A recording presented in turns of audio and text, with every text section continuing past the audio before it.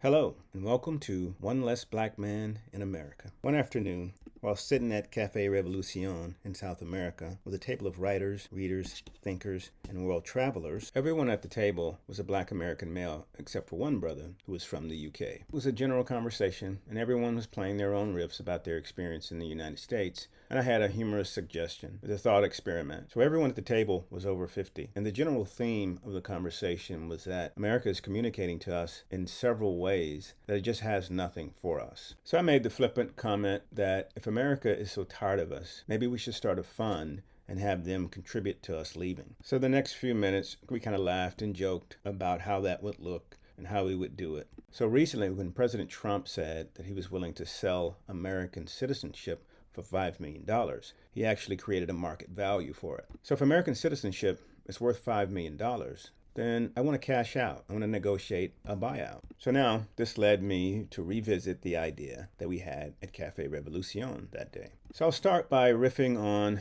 my perspective as a black man in the United States of America in 2025.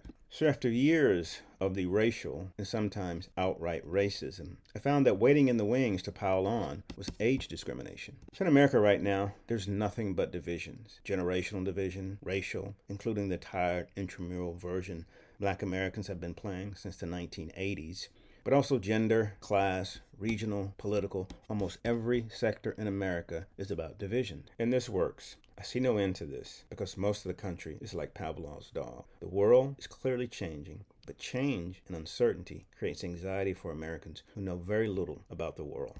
I'll quote Nick Cruz from the YouTube channel Revolutionary Blackout, and he says, Americans are the most propagandized people on the planet, and they don't even know it. And I think this is true. And since no one has a vision, at least not one that isn't some nostalgic return to a 1950s world or the pre-New Deal era of the early 1900s, all they have for us is fear. And of course, fear works. It always has. So we find comfort in all those old familiar differences. Okay, you might think my lament will start with the low-hanging fruit, pun intended. You know, the garden variety bigots, the one that's always been with us. But the shoe fell for me in the summer of 2024, leading up to the presidential election. So there was a soft coup. A sitting president was basically replaced, and a political party denied its voters a voice.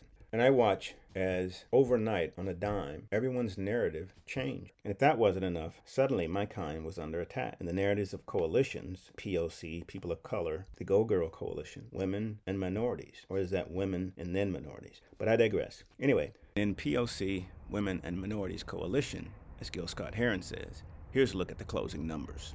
55, 19, 36, 30, 38. And yet, all of that was skipped to arrive at the one group who votes damn near 90% second on the list for the Democratic candidates for the President of the United States. Now, the cognitive dissonance was stunning in the extreme. I thought, these people are deranged, deeply unserious at best. I was minding my business, and then I had know-nothings like Ricky Smiley, D.L. Hughley, and Sonny Hostin and others waving their fingers at me, talking about black men. And of course, it wasn't long before the sloganeers took those talking points and started calling people uninformed, dumb. And these are people who haven't picked up a book in 40 years. They were out here sloganeering about save democracy, and 90% couldn't tell you the three branches of government, what the fourth estate is, and how important it is for democracy. So for me, all of this was deeply offensive.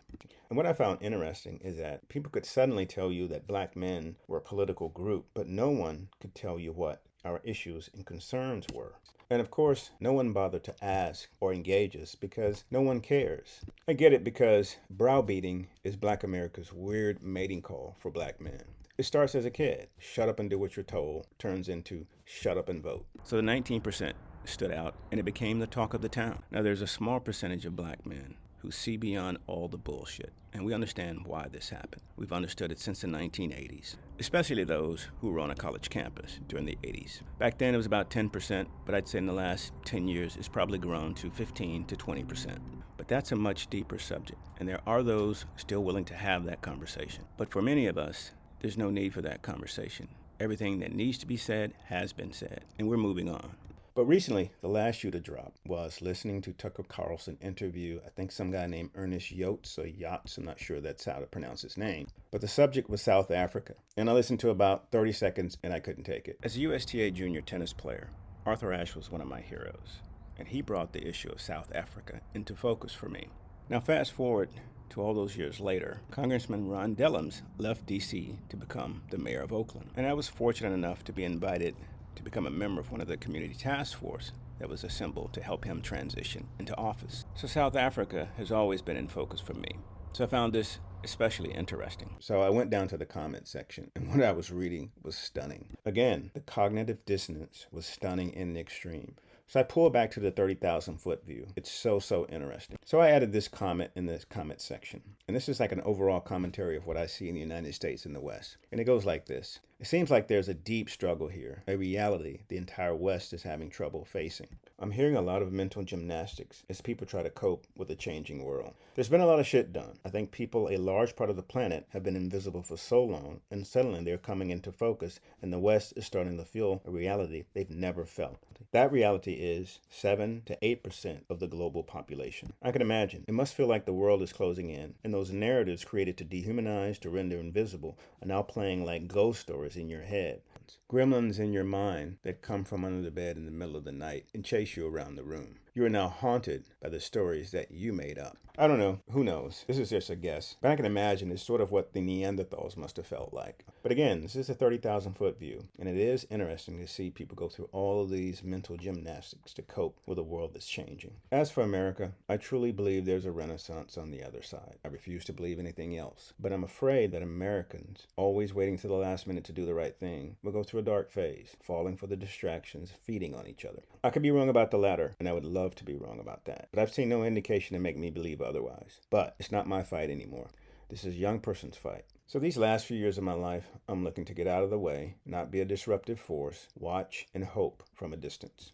And maybe with one less black man in America, there's one less distraction, one less deflection, one less surrogate source for everyone's contempt and indignation. Again, no hard feelings. I am rooting for America. I'm rooting for America that can survive and live in a multipolar world. I think the rank and file American can do that. As far as our leadership, I'm not so sure. The bottom line is, this is a big world. And a black man's life is for him to live, simple as. So in the words of nomad capitalists, go where you are treated best. And who knows, on a higher frequency, maybe I speak for you. And again, this is a young man's fight, and I wish you well. I'm rooting for you. Peace.